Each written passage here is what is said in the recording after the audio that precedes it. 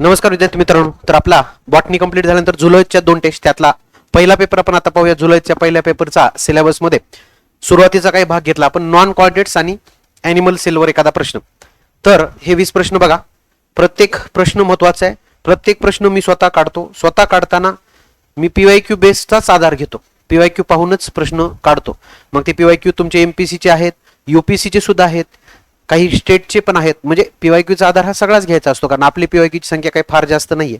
तर पूर्व परीक्षेचेच MCQ आहेत, मुख्यचे जास्त नव्हते. आता आता कुठं सायन्स मुख्य परीक्षेला आले. बघा, खालीलपैकी कोणते अवयव फक्त प्राणी पेशीत आढळतात? फक्त प्राणी. Okay, only animal cell. Mitochondria हा दोघातही असतो. मायटोकॉन्ड्रिया प्लांट मध्ये असतो, मायटोकॉन्ड्रिया ॲनिमल मध्ये असतो. येते लक्षात. रायबोझोम तर सगळ्यातच आहे. रायबोझोम बद्दल बघितलं, रिबोझोम दिले पण रायबोझोम म्हणणं त्याला. तसं बघायला गेलं तर हा तर बॅक्टेरियामध्ये पण आहे, प्लांटमध्ये पण आहे आणि ॲनिमलमध्ये पण आहे. म्हणजे हे इथं लक्षात घ्या मित्रांनो की मायटोकॉन्ड्रिया ॲटलिस्ट बॅक्टेरियामध्ये तर नसतो. बॅक्टेरियामध्ये मायटोकॉन्ड्रिया नसतो. पण प्रश्न काय विचारलाय, खाली कोणता अवयव फक्त प्राणीपेशीत आढळतो? तर सेंट्रिओल हा केवळ प्राणीपेशीमध्ये सेल डिव्हिजनची भूमिका निभावतो. हे लिहून घ्या. प्राणीपेशीमध्ये सेल डिव्हिजनची भूमिका निभावणारा सेंट्रिओल नावाचा घटक आहे.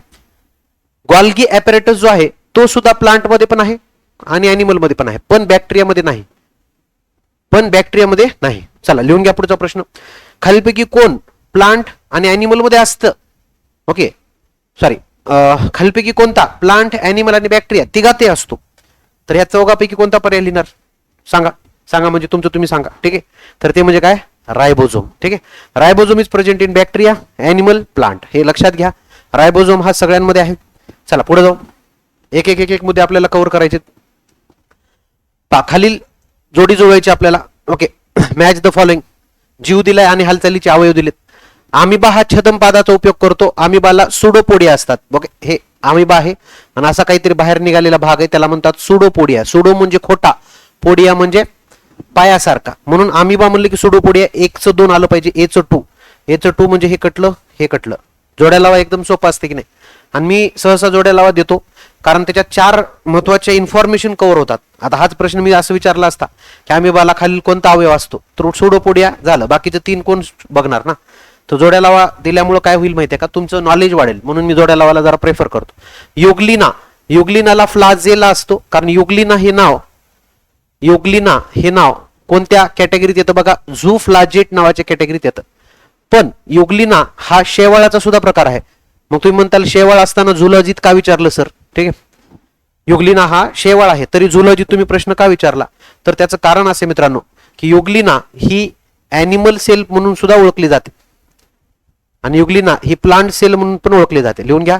युग्लिना ॲनिमल आणि प्लांट ह्या दोघांचं कॉम्बिनेशन आहे. युग्लिना ॲनिमल प्रमाणे सेल वॉल नसते, ॲनिमल प्रमाणे परपोषीपणा दाखवते, तसेच आवश्यक असल्यास फोटोसिंथेसिसही करते. म्हणून प्लांटचंही त्याच्यात फीचर आहे. त्यामुळं शेवाळ आहे, युग्लिना हा शेवाळ आहे. या चौघापैकी शेवाळाचा प्रकार कोणता? युग्लिना, जो ॲनिमल म्हणून पण ओळखला जातो. त्यामुळं बचं काय आलं पाहिजे? 1. बचं 1 म्हणलं की पहिलाच पर्याय उरला. चला पुढचं वाचून घेऊ. पॅरामेशियम म्हणजे सिलिया. याला 2 केंद्रक असतात, मोठं केंद्रक, छोटं केंद्रक. मोठ्या केंद्रकाला मॅक्रो म्हणायचं, छोट्या केंद्रकाला मायक्रो म्हणायचं. असे 2 केंद्रक असतात. आणि प्लाझ्मोडियम याला हालचालीला अवयव नसतो, ज्यामुळे मलेरिया होतो. 4 प्रकारचे मलेरियाचे प्लाझ्मोडियम असतात. Plasmodium vivax, plasmodium falciparum, plasmodium malariae, plasmodium ovale. भारतामध्ये 2 प्लाझ्मोडियम आढळतात ज्यांच्यामुळं काय घडतं? मलेरिया. प्लाझ्मोडियम वायवॅक्स नावाचा एक मलेरिया आपल्याकडे आढळतो भारतात, आणि प्लाझ्मोडियम फाल्सिपुरम, हे 2 प्रकारचे मलेरिया भारतात आढळतात. त्यापैकी जेवढे आढळतात त्यातले 85% पेशंट वायवॅक्स मुळे आहेत असं मानलं जातं. 85%. आणि 15% पेशंट फाल्सिपुरम मुळे आहेत. पण फाल्सिपुरम फॅटल म्हणजे मृत्यू, मरण, जो फारच धोकादायक आहे. ठीक आहे. तर प्लाझ्मोडियम फाल्सिपुरमचं इन्फेक्शन झालं की मरण्याचे चान्सेस असतात. वायवॅक्स मुळे काही होत नाही. तर अशा पद्धतीने याचं उत्तर आणि याची बाकीची इन्फॉर्मेशन समजून घ्या. चला पुढे जाऊ. प्रत्येक प्रश्नातून जास्तीत जास्त गोष्टी कळायला पाहिजे. सेंटिपेड्स, मिलिपेड्स हे प्राणी कोणत्या गटात येतात? तर सेंटिपेड्स आणि मिलिपेड्स हे असे प्राणी आहेत की जे तुम्ही ऐकलेले आहेत. गोम, थोडक्यात गोम. गोम, पैसा, ज्यांना खूप असे छोटे छोटे पाय आहेत पण अंगावर वलय आहेत, त्यामुळं हे ऑर्थोपोडा आहेत, जे ॲनिलिडा वाटतात पण ऑर्थोपोडा आहेत. ऑर्थोपोडा कॅटेगरीमध्ये सेंटिपेड्स, मिलिपेड्स असे सजीव येतात. सेंटिपेड्स, मिलिपेड्स मध्ये खूप सारे काय असतात, छोटे छोटे पाय असतात. हा पॉईंट इथं लक्षात घ्या. आता ह्याच्यात बाकीचं काही सांगायची गरज नाही, म्हणजे पुढे येणारच आहे. खालील कोणत्या मोलुस्का प्राण्याला हत्तीच्या सुळाप्रमाणे कवच असतात? त्याला म्हणतात टस्क. टस्क म्हणजे हत्तीच्या ज्या अशा बाहेर आलेल्या सुळा आहेत ना, दातासारखा भाग, ठीक आहे, दातासारखं म्हणजे दातच येते, बाहेर आलेल्या सुळा, त्याप्रमाणे टस्क शेल असते. शेल म्हणजे कवच, कवच म्हणजे शंख शिंपले जसे असतात तसे. तर हे फार महत्वाचा प्रश्न आहे. डेंटॅलियम, ओके, 2025 ला विचारलेला प्रश्न आहे कंबाईनला. डेंटॅलियम हा मोलुस्का प्राणी आहे आणि त्याच्यावर मी प्रश्न विचारला की याला काय म्हणतात, तर भविष्यात आता हे लक्षात ठेवा, this is called as elephant tusk shell. ह्याला काय म्हणतात? Elephant tusk shell. कात्रेच्या अंगावर एलिफंट सारखी शेल असते. स्क्विड नावाचा आहे, याला शेल नसते, लिहून घ्या. हा सुद्धा मोलुस्काच आहे. स्क्विड हा सुद्धा मोलुस्काच आहे पण याला शेल नसते. ह्या स्क्विड बद्दल आणखीन एक वाक्य लिहा. याचा सगळ्यात महत्वाचं म्हणजे स्क्विड म्हणजे लार्जेस्ट, हा सगळ्यात मोठा अपृष्ठवंशीय प्राणी आहे. नुसतं प्राणी म्हणू नका, अपृष्ठवंशीय. अपृष्ठवंशीय प्राण्यांमधला सगळ्यात मोठा प्राणी कोणता, असा प्रश्न भविष्यात आला तर त्याचं उत्तर आलं पाहिजे स्क्विड. त्याच्यानंतर सेपिया आणि कटलफिश हे दोघंही दोघंही हेच आहेत, काय म्हणतात त्याला, मोलुस्काच आहेत.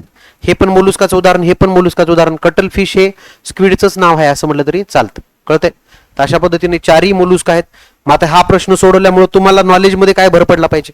ओके, तुम्ही काय अधिकारी नाही होणार हा प्रश्न सोडून, पण अधिकारी होण्यासाठी हा प्रश्न आहे. म्हणजे काय हो, का हा काय आयोगाचा प्रश्न नाही, पण आयोगासाठी ह्याला काय मदत करायला पाहिजे. तर तुम्ही लिहून घेताना काय लिहायला पाहिजे की बाबा मला आज म्हणजे बस्के सरांनी 4 मोलुस्काची उदाहरणं शिकवली, बाकीचं जाऊ द्या, आज मला 4 मोलुस्काची उदाहरणं शिकायला भेटली. एक म्हणजे डेंटॅलियम, दुसरं म्हणजे स्क्विड, तिसरं म्हणजे सेपिया आणि चौथं म्हणजे काय, कटलफिश. चला, 4 नवीन नावांची भर मी माझ्या मोलुस्कामध्ये टाकणार, म्हणजे तुमच्या वहीमध्ये लिहून घेणार. आणि मग त्या 4 पैकी ज्याला हत्तीच्या सुळाप्रमाणे शेल आहे त्याला डेंटॅलियम म्हणतात. जगातला सगळ्यात मोठा अपृष्ठवंशीय प्राणी असणारा मोलुस्का म्हणजे त्याला स्क्विड म्हणतात, त्यालाच कटलफिश म्हणतात. थोडक्यात ही अशी इन्फॉर्मेशन जमा करा. म्हणजे ह्या टेस्टचा फायदा काय, ह्या टेस्टचा फायदा ह्याचं उत्तर काय आणि त्याचं उत्तर काय नाही. ह्या टेस्टचा फायदा इन्फॉर्मेशन जमा करणे, प्रश्न कसे येतात, प्रश्न सोडवता आली पाहिजे, ही इन्फॉर्मेशन आहे. हा पॉईंट इथं लक्षात घ्या. चला पुढे जाऊया. आता 5वा प्रश्न बघा. नेरिस, स्टारफिश, टेपोन्स आणि स्नेल म्हणले तर थोडक्यात हे गोगलगाय म्हणा. येस, गोगलगाय. इंग्रजीत प्रश्न मी बनवतो, इकडे ट्रान्सलेट करतो. ओके, तर बघा लक्षात घ्या. आता हे बघत असताना नेरिस, स्टारफिश, टेपोम आणि स्नेल यांना हालचालीचा अवयव कोणता आहे, लोकोमोटरी ऑर्गन. तर हे अत्यंत महत्वाचं आहे. सुडोपोडिया वेगळं आणि पॅरापोडिया वेगळं. पॅरापोडिया नेरिसला असतात रे बाबा, मी इथं लिहून देतो, पाठ करायचं आपल्याला. गांडूळ नावाचा प्राणी आहे, त्याला हालचालीला असतात सेटीज, त्याला सेटाय असं म्हणेल मी. आणि नेरिस नावाचा प्राणी आहे, त्याला मात्र हालचालीसाठी सेटीज पण असतात, प्लस पोहण्यासाठी, पाण्यात पोहण्यासाठी पॅरापोडिया नावाचा ऑर्गन त्याला आहे. तर पॅरापोडियामुळे पाण्यात पोहू शकतात नेरिस नावाचे प्राणी. नेरिस नावाचा प्राणी ॲनिलिडा कॅटेगरीमध्ये येतो, ॲनिलिडा कॅटेगरीमध्ये येतो. त्यामुळे अचं 4 आलं पाहिजे. अचं 4 म्हणजे हे कटलं, हे कटलं. चला, 2 पर्याय कटले. इथलं तुम्ही मराठी तुमच्या बाजूला आहे बरं का, मी इंग्लिश मध्ये इथं सांगतोय. तर बघा, स्टारफिश म्हणलं की ट्यूब फिट, फार महत्वाचे. स्टारफिश हा इकायनोडर्मिट्स आहे. इकायनोडर्मिट्स पाठ करा. इकायनोडर्मिट्स, अंगावर काटेरी त्वचा असणे, कॅल्शियम कार्बोनेट अंगावर असणे, स्टारफिश म्हणतात. स्टारफिशला आणखीन एक दुसरं नाव मी इथं देतो, ॲस्टिरॉइड्स. काय म्हणायचं ह्याला, ॲस्टिरॉइड्स. ॲस्ट्रोलॉजी डोक्यात कसं लिहायचं, ॲस्ट्रोलॉजी तारे, सूर्य, ॲस्ट्रोलॉजी, ॲस्टेरॉइड्स तारामासा, ॲस्टेरॉइड्स कसं समजून घ्यायचं बघा. टेपवर्म, टेपवर्म म्हणलं की प्रोग्लॉटिडिसच्या त्याच्यावर भेगा असतात थोडक्यात. तर सीचं 3 आलं पाहिजे, सीचं 3 येणारा पहिला पर्याय. A4, B1, C3. आणि स्नेल म्हणजे गोगलगाय, मस्क्युलर फिट, कारण गोगलगाय कोण आहे, मोलुस्का. मोलुस्का म्हणलं की मस्क्युलर फिट, मोलुस्का म्हणलं की मस्क्युलर फिट. चला क्लिअर. चला पुढे जाऊया. खालील कोणत्या प्राण्याला असमपृष्ठरज्जू आणि समपृष्ठरज्जू प्राणी यांना जोडणारा दुवा म्हणतात? जोडणारा दुवाला कनेक्टिंग लिंक असं म्हणतात. आता कनेक्टिंग लिंक कोण आहे, नॉन कॉर्डेट्स आणि कॉर्डेट्सला. पहिली गोष्ट, सायकॉन हा पॉरिफेर आहे, तो जगातला पहिला प्राणी म्हणून ओळखला जातो, बहुपेशीय मधला पहिल्या पैकी बरं का, काही नामशेष झाले. त्यामुळे याचं काही गणितच लागत नाही. नॉन कॉर्डेट्स आणि कॉर्डेट्सला जोडणारा, नॉन कॉर्डेट्स कॉर्डेट्सला जोडणारा प्राणी म्हणजे कुठला पाहिजे, तर तो उत्क्रांतीच्या पुढच्या टप्प्यातला पाहिजे. पेरिपॅटस हा ॲनिलिडा, आणि ऑर्थोपोडा या दोघांना जोडतो. हे पाठ करा. चला परत ह्या प्रश्नातून तुमचं नॉलेज वाढलं पाहिजे. अॅनलिडा ऑर्थोपोडा या दोघांना जोडणारा पेरिपॅटस आहे. पेरिपॅटस अॅनलिडा आणि ऑर्थोपोडा या दोघांना जोडणारा दुवा म्हणून ओळखला जातो. क्लिअर. त्यानंतर बॅलॅनोग्लॉसस हा असा प्राणी आहे की ज्याला हेमिकॉर्डेट्स म्हणतात. हेमिकॉर्डेट्स. आणि हाच तो प्राणी ज्याला म्हणतात कनेक्टिंग लिंक, ज्याच्याकडं कॉर्डेटचेही काही गुणधर्म आलेत, नॉन कॉर्डेटचेही काही गुणधर्म आहेत. कॉर्डेटच्या गुणधर्मामध्ये याच्या गर्भावस्थेत म्हणजे त्याच्या एम्ब्रियोनिक स्टेजमध्ये त्याच्या सोंडेमध्ये स्टोमोकॉर्ड म्हणजे नोटोकॉर्डची एक समरचना स्टोमोकॉर्ड नावाचा घटक येतो, जो खरं तर नोटोकॉर्ड सारखी रचना आहे, स्टोमोकॉर्ड. त्यामुळेच याचं उत्तर 2 नंबर येतं.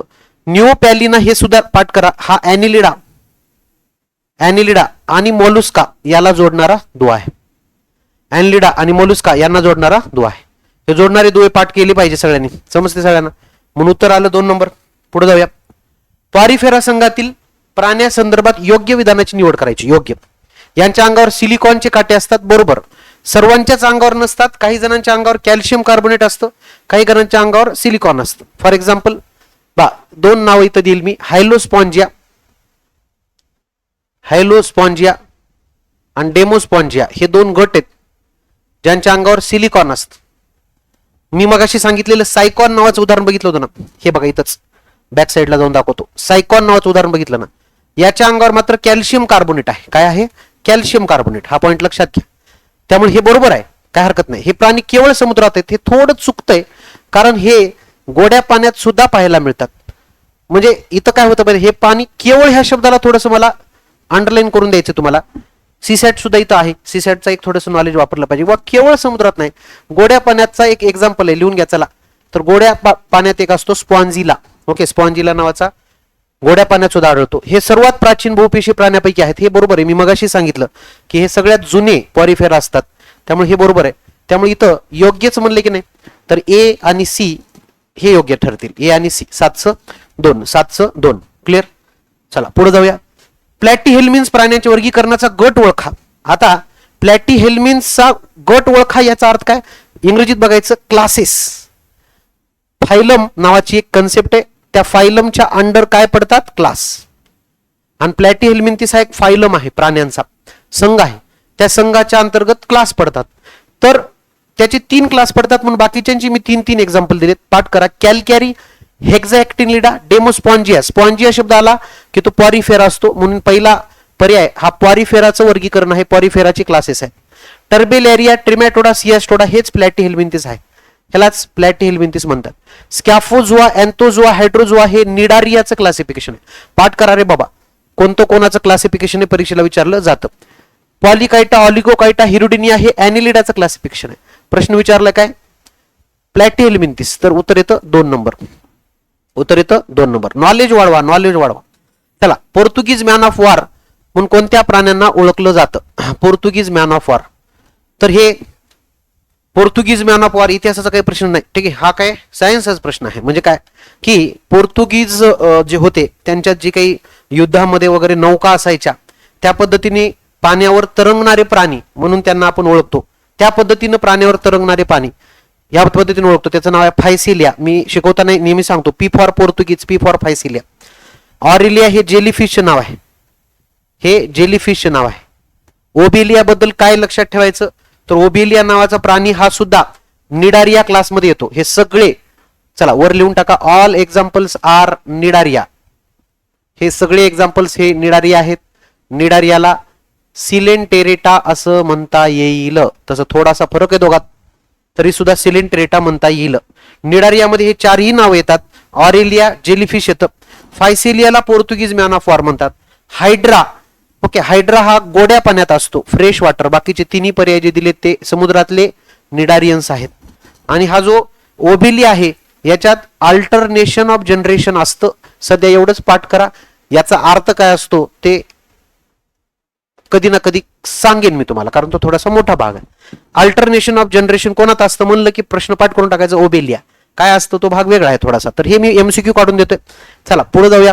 10व्या नंबरचा प्रश्न बघा. कोणता प्राणी गटात प्रथमच मुख आणि गुदद्वार आले? सगळ्यात पहिल्यांदा मी एक कन्सेप्ट सांगतो.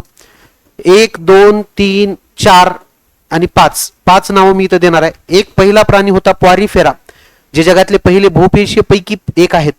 त्यानंतर सिलेंट्रेटा किंवा निडारिया नावाचा वर्ग आला. त्याच्यानंतर प्लॅटी हेल्मिंथिस नावाचा प्रकार आला. नंतर ॲस्कॅल हेल्मिंथिस नावाचा प्रकार आला. हे दोघेही हेल्मिन्स आहेत, पॉइंट लक्षात घ्या. प्लॅटी हेल्मिन्स आणि ॲस्कॅल हेल्मिंथिस. आणि 5 नंबरला मी इथं लिहिलं ॲनेलिडा. हा उत्क्रांतीचा क्रम आहे. पहिले आपण पहिलीला असतो, मग दुसरीला जातो, तिसरीला जातो, चौथीला जातो, प्राथमिक शिक्षण संपतं. माध्यमिक शिक्षण मध्ये उच्च माध्यमिक वगैरे नाव आहेत सगळे भरपूर. तसंच आपल्याला जसं शिक्षण शिकत शिकत पुढे जाऊन आपण उत्क्रांत होतो आपल्या नॉलेजनी, तसं आपल्या जीवांची सुद्धा उत्क्रांती झालेली आहे. ह्या सगळ्या जीवांची उत्क्रांती म्हणलं तर काय, पहिलीचा वर्ग पॉरिफेरा. तुम्ही म्हणताल सर अंगणवाडी आणि बालवाडी नाही का, तर ते पण आहे. ठीक आहे, हे लक्षात घ्या. पॉरिफेराच्या वरही नाव आहेत. पॉरिफेराच्या वर एक नाव आहे, त्याला प्रीस्कूल म्हणा, प्रोटोजुआ. तर प्रोटोजुआ हा प्रीस्कूल आहे. ओके, स्कूलच्या आधीचा बाब आहे. त्यात सगळं टाका मग तुमचं जे काय असेल ते. त्याच्यातही परत गट आहेत, त्याच्यात जात बसत नाही मी. पहिलीपासून सुरुवात करू. पहिली, दुसरी, तिसरी, चौथी, 5वी झाली. 5वीच्या लोकांना थोडंसं चांगलं नॉलेज आहे तिसरीपेक्षा. तसंच ॲनिलिडाला थोडंसं चांगलं नॉलेज आहे वरच्यांपेक्षा. या सगळ्यांमध्ये साधे कोण आहेत, पॉरिफेरा. त्यानंतर 6 नंबर आला, 7 नंबर आला, 8 नंबर आला, 9 नंबर आला, 10 नंबर आला. त्याच्यानंतर ऑर्थोपोडा नाव इथं घेतो आपण, ऑर्थोपोडा. ठीक आहे, त्यानंतर मॉलुस्का नाव घेतो. मग परत ही 8वी 9वी 10वी सुरू झाली. ओके, 8वी 9वी 10वी झाली म्हणजे मिशा फुटायला लागल्या असं म्हणायला हरकत नाही. चला पुढे गेलो. पुढे गेल्यानंतर इकायनोडर्मेट्स थोडेसे वेगळे, काही जण असतात बघा थोडेसे वेगळे, तर ते हे थोडेसे वेगळे. काही जण हेमिकॉर्डेट्स म्हणून आले. हेमिकॉर्डेट्स म्हणजे ना धड सायन्स ना धड आर्ट असा एक प्रकार असतो. सायन्स घ्यायचं आणि आर्टमध्ये विषय आर्टचे निवडायचे असा एक प्रकार असतो बघा. भूगोलच घेतात, व्यक्तिमत्व विकासच घेतात, ते हेमिकॉर्डेट्स वाले. आणि लास्ट आहे कॉर्डेट्स. लास्ट आहे कॉर्डेट्स. हे मात्र प्रॉपर ब्रँचेस झाल्या, मग इथून तुम्ही निवड करणार. मग इथून पुढे कुठं जायचंय तुम्हाला, ग्रॅज्युएशन, पोस्ट ग्रॅज्युएशन, PhD, ते पुढचा भाग झाला. त्याची नावं म्हणजे काय, पायसेस, ॲम्फिबिया, रेप्टाइल्स, मॅमल्स, हे सगळंच आलं मग त्याच्यामध्ये. समजा हे असं वर्गीकरण आमच्याकडे आहे. 10 गट आहेत. मला सांगायचंय काय की बाबा सगळंच एकदा येत नाही. In which phylum mouth and anus appear separately for first time. म्हणजे पॉरिफेरा, निडारिया आणि प्लॅटिहेल्मिंथिस या तिघांना एकच ओपनिंग होती, सिंगल ओपनिंग. म्हणजे यांना ॲनस म्हणजेच गुद्दद्वार जिथून विष्ठा बाहेर टाकतो अशी सेपरेट ओपनिंग नव्हती. एकातूनच सगळं करा जे काय आहे ते. हे ॲस्कॅल हेल्मिंथिस आहेत ज्यांना खरं पहिल्यांदा सुरुवात झाली माउथ आणि ॲनस सेपरेटची. म्हणून चौथा पर्याय याच्या तिघांमध्ये पहिल्या तिघांना सिंगल ओपनिंग आहे. ॲस्कॅल हेल्मिंथिस पासून डबल ओपनिंग सुरू झाली. एकदम साधा सोपा प्रश्न. चला पुढे जाऊ. 11 नंबरचा प्रश्न बघा, एकदम सोपा प्रश्न. आता इथं काय विचारलेले, उत्सर्जन अवयव विचारले. कोणासोबत, संघांसोबत. मी मगाशी सांगितल्याप्रमाणे पहिली, दुसरी, तिसरी, तसं पहिल्या पॉरिफेरा आणि निडारिया म्हणजे सिलेंट्रेटा आणि पहिल्या दोघांना उत्सर्जन अवयव नव्हता. पहिल्या दोघांना उत्सर्जन अवयवच नव्हता. उत्सर्जन अवयवाची सुरुवात झाली प्लॅटिहेल्मिंथिस पासून. आणि कधी पण सगळ्यात पहिला जो असतो त्याला नाव देतात प्रोटो, नाही का. मगाशी प्रोटोजुआ म्हटलं, बालवाडी अंगणवाडी. प्रोटोजुआ, प्रोटो म्हणजे पहिला. म्हणून पहिला जर कोणाला उत्सर्जन अवयवाला असेल तर तो प्लॅटिहेल्मिंथिस आहे. बरोबर ना. प्लॅटिहेल्मिंथिस वर्गीकरणात पहिल्यांदा येतो ह्या 4 पर्यायापैकी, नाही का. पहिली, दुसरी, तिसरी पाठ करा रे बाबा, हे महत्वाचं आहे वर्गीकरणामध्ये. प्लॅटिहेल्मिंथिस पहिला येतो. प्रोटोनेफ्रिडिया येते लक्षात. प्रोटोनेफ्रिडिया इथं पहिल्यांदा येतो कारण तो प्लॅटिहेल्मिंथिस आहे. P for proto, P for platy असंही पाठ करा. प्रोटोनेफ्रिडिया म्हणले की प्लॅटिहेल्मिंथिस आलं पाहिजे रे बाबा. याचं 3 उत्तर बघा, याचं 3 दोघाच जागी आहे. चला फेकाफेकी करायला सोपं झालं आता. ठीक आहे, 2 पर्याय तर उरले आपल्याकडे. आता त्याच्यानंतर नेफ्रिडिया नावाचा घटक जो आहे तो अर्थातच कोणाला आला पाहिजे, तर इथं बघा ॲनिलिडा मध्ये आला पाहिजे. ओके, तुम्ही म्हणता ॲस्कॅल हेल्मिंथिस मध्ये आला पाहिजे. अरे पण ॲस्कॅल हेल्मिंथिस ऑप्शन कुठे आहे तुमच्याकडे, नाही का. ॲनिलिडा मध्ये नेफ्रिडिया, प्रोटो शब्द काढला, नेफ्रिडिया तो कोणात आला पाहिजे, ॲनिलिडा. बीचं 2 आलं पाहिजे, बीचं 2 झालं, संपला. हे 2 क्लिअर करून घ्या. त्याला मेटानेफ्रिडिया मोलुस्का मध्ये आलं. M for metanephridia, M for mollusca. आणि माल्फिजियन नळ्या कीटकांमध्ये असतात. माल्फिजियन नळ्या कीटकांमध्ये असतात. इन्सेक्ट, आणि इन्सेक्ट कशात येतात, ऑर्थोपोडा. माल्फिजियन नळ्या कीटकांमध्ये असतात. चला पुढे जाऊ. खालीलपैकी कोणता पर्याय कीटकांचे योग्य वर्णन करतो. चला, कीटक म्हणलं की काय असलं पाहिजे, कीटकांना म्हणतात हेक्झापोडा. लिहून घ्या रे, कीटकांना म्हणतात हेक्झापोडा. कीटक हे हेक्झापोडा असतात. हेक्झा म्हणजे 6 पाय. हेक्झा म्हणजे 6 पाय. आणि 6 पाय म्हणजे यातला कुठला पर्याय, तर पायाच्या 3 जोड्या. आता बरेच लोक 6 जोड्या लिहितात ज्यांना मी शिकवले. ठीक आहे, कारण मी शिकवले म्हणले की 6 पाय शिकवतो सांगतो हा हेक्सापोडा, पण बाबा जोड्या म्हणले ना रे, जरा थोडं परीक्षेत डोकं लावा. तर 3 जोड्या म्हणजे 6 पाय, हा पॉईंट लक्षात घ्या. त्यामुळे 3 जोड्या आल्या पाहिजे आणि अँटिनाची एकच जोडी असते, 2 नाही. त्यामुळे हे बाकी सगळं चुकलं. अँटेना, अँटेना माहिती ना असा ओके जुळाला असतो अँटेना, तर हे पहिला पर्याय इथं बरोबर आहे. तर हे फार महत्वाचा प्रश्न आहे. पुढे जाऊ, चला मी लिहून देतो. विंचू कोळी लिहून घ्या रे. विंचू कोळी डॅश करून लिहा. 4 जोड्या पायाच्या आणि no antenna. Okay, no antenna, antenna नसतो आणि जोड्या 4 असतात, हे लक्षात घ्या विंचू आणि कोळीला. झिंगे बघा, झिंगे, खेकडे हे जे प्राणी आहेत यांना 5 जोड्या आहेत रे बाबा पायाच्या आणि 2 अँटेना आहेत रे बाबा. 2 अँटेना 5 जोड्या, अशी प्रकार असतात ना. झिंगे, खेकडे हे पाठ पाहिजे सगळं तुम्हाला. प्राणीशास्त्र, ओके, प्राणीशास्त्र म्हणले की सगळीकडे जायचं. चला पुढे जाऊ. सर्वाधिक पाय असणारा ऑर्थोपोडा कोणता? ऑर्थोपोडामध्ये पाय आता सांगितलं, खेकड्याला 5 जोड्या म्हणजे 10 पाय, बरोबर. नेरिस हा मुळातच ऑर्थोपोडा नाही, हा ॲनलिड आहे, त्यामुळे हा प्रश्नच येणार नाही. तुम्हाला ऑर्थोपोडा बद्दल विचारले तर ॲनलिडाचं उत्तर कसं लिहिणार आहे तुम्ही? नाही लिहिणार ना, त्यामुळे तो ॲनलिड आहे, ते उत्तरच येणार नाही. कोळी आता सांगितलं 8 पाय असतात, 4 जोड्या म्हणजे 8 पाय झालं. सगळ्यात पाय जास्त असतात पेरिपॅटस, हा तुम्हाला गटकला एकदा विचारला प्रश्न आहे, किती पाय असतात? 14 ते 43 पाय असतात असं आयोगाने उत्तर दिलं होतं. तर मी त्यानुसार हा प्रश्न विचारलाय. सर्वाधिक पाय असणारा पेरिपॅटस, आणि मगाशीच पेरिपॅटसला आपण काय लिहिलं होतं? Connecting link between annelida and arthropoda. Connecting link between annelida and arthropoda. चला खालील विधानांचा विचार करा. इकायनोडर्मॅटा बद्दल विचार करा. हे फक्त समुद्रातील प्राणी आहेत. तर आता इथं फक्त जरी असेल तरी हे बरोबर आहे रे बाबा. आता इकायनोडर्मेटचा इंग्रजी शब्द इथं वापरला मी, बघा लक्षात घ्या, हे फक्त समुद्रातच असतात. म्हणून मी मगाशी सांगताना सांगितलं काही जण वेगळे असतात, ते त्यांचं विश्व सोडतच नाहीत, तर ते म्हणजे इकायनोडर्मेट्स. समुद्रातले प्राणी आळी अवस्थेत त्यांच्या त्रिराज्य म्हणजेच काय इथं दिलं बघा, रॅडियल सिमेट्री. आता ह्याला त्रिज्या सममिती म्हणतात किंवा ह्याला आर्य सममित असेही म्हणतात. आर्य सममित हा गुगल ट्रान्सलेट आहे, हा 10वीच्या पुस्तकातला प्रश्न आहे. दे show radial symmetry in larval stage. तर लार्वल स्टेज मध्ये बायलॅटरल असतात, हे चुकीचे. बा इकायनोडर्मेटच्या बाबतीत थोडीशी वेगळी कन्सेप्ट आहे. इकायनोडर्मेट्स नावाचे जे प्राणी आहेत त्यात खास करून मगाशी सांगितलेलं तारामासा नावाचा प्राणी, तारामासा नावाचे प्राणी, ते त्यांच्या आळी अवस्थेत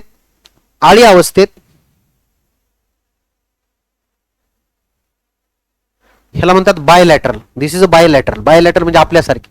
इथून कट करा, समान 2 भाग पडतात, इकडे एक हात, इकडे एक हात, इकडे एक फुफ्फुस, इकडे एक फुफ्फुस, सगळं समान समान होतं. आता फुफ्फुसापेक्षा आपली बाहेरची एक्सटर्नल अॅनाटॉमी बघा. पॉइंट लक्षात घ्या, आपले 2 समान भाग होतात, बायलॅटरल म्हणतो. तसं ही आळी अवस्था आहे. आळी अवस्था कोणाची? तारामासा किंवा इकायनोडर्मेट्स.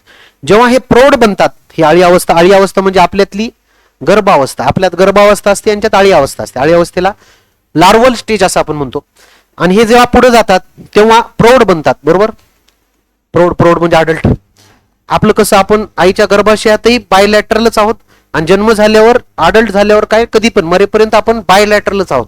बायलॅटरल म्हणजे इथून कट करा 2 समान भाग पडतात. पण तारामासा किंवा इकायनोडर्मेट्स मध्ये असं नाही, त्यांच्यात थोडंसं वेगळी कन्सेप्ट आहे. त्यांच्यात कन्सेप्ट काय की सुरुवातीला ते बायलॅटरल असतात आणि नंतर मात्र बरोबर तारा जसा असतो तसं तारा म्हणून ते काम करतात. जे काय असेल ते आता मला काढता नाही आला, तर इथं काढत असताना मात्र मल्टिपल ऍक्सिस मधून त्याला आपण कट करू शकतो. त्यामुळं इथं ते बायलॅटरल आहेत, हे पाठ करा. इथं ते बायलॅटरल आहेत आणि नंतर प्रौढ अवस्थेत मात्र रॅडियल आहेत. लक्षात घ्या, they show radial symmetry in larval stage, चुकीचे. They show bilateral symmetry in larval and radial symmetry in adult, त्यामुळे हे चुकीचे. They possesses water vascular system, बरोबर, हे 100% बरोबर आहे. ज्यांच्यात पाणी वहन संस्था असते, जी वनस्पतीप्रमाणे पाणी वहन संस्था असते. 2 MCQ इथं देऊन टाकतो तुम्हाला. वॉटर कॅनल सिस्टीम म्हणलं की पॉरिफेरा, वॉटर कॅनल सिस्टीम. आणि वॉटर व्हस्क्युलर सिस्टीम म्हणलं, वॉटर कॅनल म्हणजे नळ्या असणं, म्हणजे उगं पोकळ्या असणं. आणि वॉटर व्हस्क्युलर म्हणले की व्हेसल असणं. वॉटर व्हस्क्युलर सिस्टीम म्हणले की इकायनोडर्मेट्स. पाठ करा रे बाबा, हे दोन्ही महत्वाचे. Their body is covered with the calcareous ossicles, बरोबर. यांच्या अंगावर तारामासा असेल, sea cucumber, sea lily, sea urchin, हे सगळे नावं इकायनोडर्मेटची सांगितली मी, लिहून घ्यायची लगेच. तारामासा, sea cucumber, sea urchin, sea lily, आणि तारामासाला पण सी स्टार असं म्हणतायत. तर हे सगळे समुद्रातले जीव आहेत. तर हे 2 नंबर सोडलं तर बाकी सगळं मला तर बरोबर वाटायला, तुमचं तुम्ही बघा. 1 नंबर उत्तर. चला पुढे जाऊ. 15 नंबरचा बघा, हायड्रा हा डॅडॅश प्राणी आहे, तो डॅडॅश गटात मोडतो. ज्याला थोडासा अभ्यास आहे त्याला हे सगळं कळून जाईल. हायड्रा म्हणलं की निडारिया रे बाबा, आणि निडारियाला दुसरं नाव सिलेंट्रेट आहे. याच्यात 2 गट येतात रे बाबा, एकाचं नाव आहे पॉलिप आणि एकाचं नाव आहे मेड्युजा. आणि हा दुसरीचा वर्ग आहे, हे पण माहित पाहिजे. पहिलीचा वर्ग पॉरिफेरा आहे ना, पी फॉर पॉरिफेरा, पी फॉर पहिलीचा वर्ग. ठीक आहे, हा पॉइंट लक्षात घ्या. हा निडारिया नावाचा आहे, हा सिलेंट्रेटा नावाचा आहे, जो दुसरा वर्ग आहे, दुसरीचा वर्ग आहे. पहिलीचा वर्ग पॉरिफेरा जो आहे त्यांना हालचाल करता येत नाही, ते पाण्यामध्ये एकाच जागी राहतात. बुडाला, बेंथम, बेंथिक, तर बुडाला राहतात, ते काय हालचाल करत नाहीत. बरोबर ना. आता या 4 पर्यायापैकी कुठला पर्याय आपल्याला हालचाल आणि न हालचाल, चल, चल म्हणजे हालचाल, त्याला मोटाईल शब्द वापरलाय. अचल, अचल म्हणजे सेसाईल शब्द. तर पॉरिफेरा सगळे सेसाईल असतात, पण निडारिया मात्र काही हालचाल करणार आहेत, काही हालचाल न करणार आहेत. पॉलिप शब्द आला की तर असतलं पाहिजे अचल. अचल म्हणजे कोणाप्रमाणे, पॉरिफेराप्रमाणे. म्हणजे पॉलिप हा निडारियाचा साधा प्रकार आहे, जे हालचाल करत नाहीत, ह्याला सेसाईल म्हणतात. आणि मेड्युजा म्हणजे चल प्राणी, जे हालचाल करू शकतात, यांना मात्र म्हणायचं मोटाईल प्राणी. येतं लक्षात.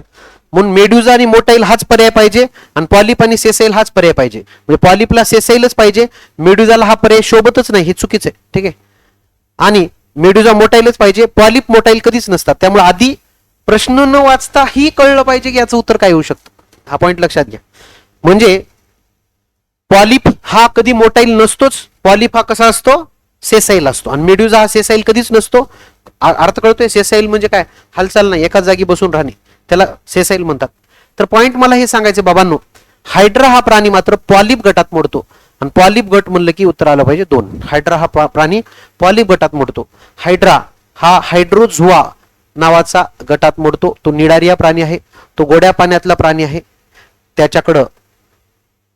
त्याच्याकडं टेंटॅकल्स असतात, त्या टेंटॅकल्स मध्ये विष पेशी असतात. त्या विष पेशींना निडोब्लास्ट पेशी म्हणतात, ज्यांच्याद्वारे एक विष स्त्रावलं जातं. त्या विषाचं नाव आहे हिप्नोटॉक्झिन. एच फॉर हायड्रा, हिप्नोटॉक्झिनचं H for hypnotoxin. Yes, got it. समजते, कळते.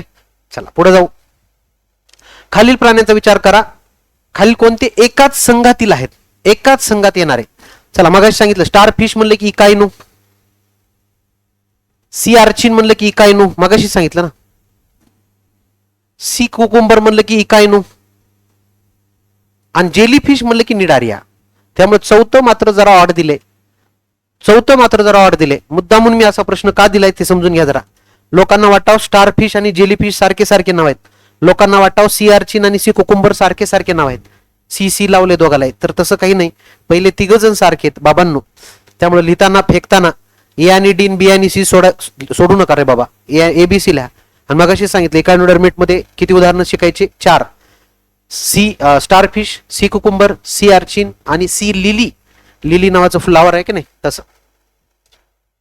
चला, which of the following animal groups has closed circulation. बंद प्रकारची रक्तभिसरण संस्था कोणत्या फायलमलाच आहे. तर लक्षात घ्या, फार महत्वाचा प्रश्न आहे. ॲनिलिडाला बंद प्रकार असतो, यांना पण ओपनच असतो, ओपन सर्क्युलेशन. यांना पण मोस्टली ओपन असतोच. आणि निडारियाला नो सर्क्युलेशन, निडारियाला सर्क्युलेशनच नाही, ओपन आणि क्लोज म्हणायचा प्रश्नच येत नाही. फक्त मोलुस्कामध्ये, उत्तर हे आहे ॲनिलिडा, फक्त मोलुस्कामध्ये काही उदाहरणं आहेत ज्यांच्यात क्लोज सर्क्युलेशन पाहायला मिळतं. मोलुस्का असून क्लोज असणारे एक्झाम्पल सांगायचं झालं, ऑक्टोपस, स्क्विड हे प्राणी. चला, मोलुस्काचं एक नाव वाढलं, ऑक्टोपस. गोगलगाय पण टाकून घ्या मागाशीच. तर अशा पद्धतीनं क्लोज सर्क्युलेशन ऑक्टोपस आणि स्क्विड मध्ये असतं, पण बाकीच्या मोलुस्कामध्ये ओपन असतं. प्रश्न विचारलाय फायलम मध्ये क्लोज कोणात असतं, तर ॲनिलिडा. ॲनिलिडा म्हणलं की गांडूळ, ज्याला अर्थवर्म म्हणतात, नेरिस, आणि त्याच्यानंतर लीच म्हणजे पुढे एक प्रश्न आहे लीचचा. लीच हा प्राणी कोणत्या पोषण गटात मोडतो. लीच हा ॲनिलिडा आहे, पहिला महत्वाचा मुद्दा. हा ॲनिलिडा आहे, आणि लीच नावाचा प्राणी जो आहे ना, तो काय करतो माहितीये, दुसऱ्याचं रक्त पितो. बघा काय काय खाता तुम्ही बाबा. व्हेज खात असाल तर त्याला हार्बिवर्स म्हणतात. व्हेजिटेरियन लोकांना काय म्हणतात, हार्बिवर्स.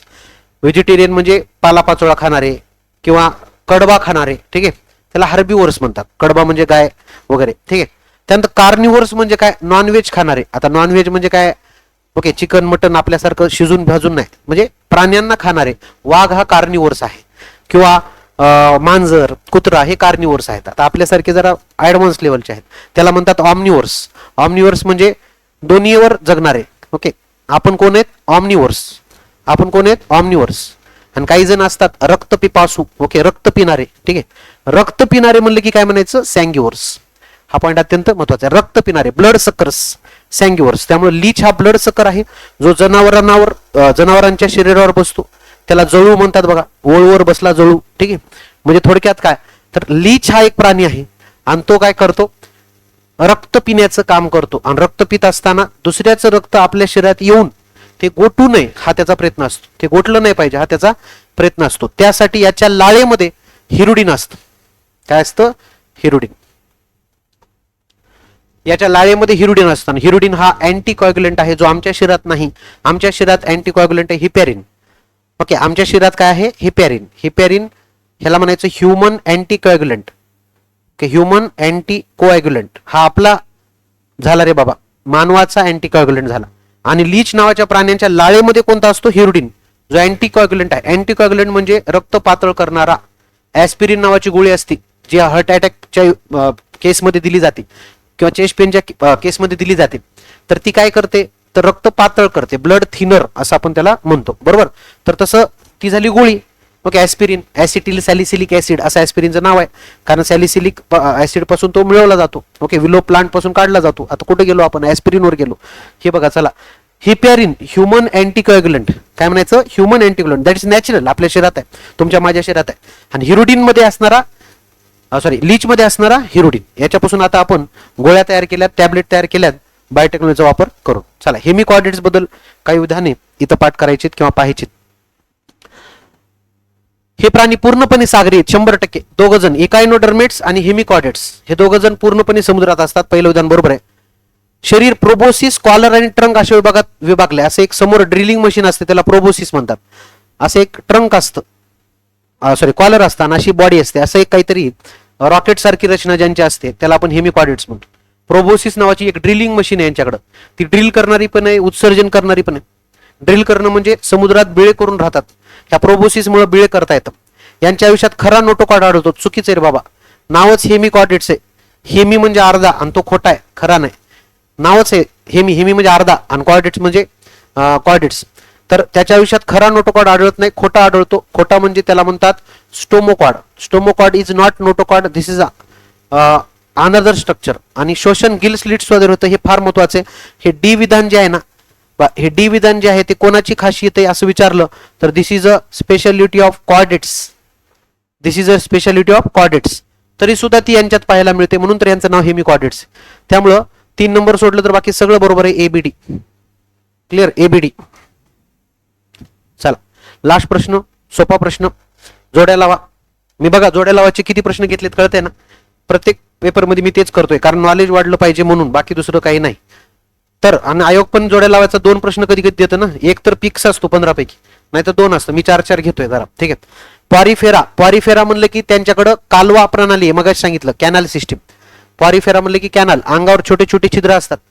पॉरिफेराच्या अंगावर छोटे छोटे छिद्र असतात, त्याला ऑस्टिया म्हणतात. त्या ऑस्टियामधून पाणी आत घेणे आणि कॅनल मधून बाहेर काढणे, ऑस्क्युलम नावाच्या भागाच्या. तर अचं 3 आलं पाहिजे. अचं 3 2च पर्याय आहे. चला, हे 2च पर्याय उरले. निडारिया म्हणलं की निडोब्लास्ट, नाव पण सारखंच येणार आहे, काय चिंता करायची गरज आहे. बीचं 4 आलं पाहिजे. बीचं 4 एकच पर्याय. ऑर्थोपोडा म्हणलं की नावच आहे.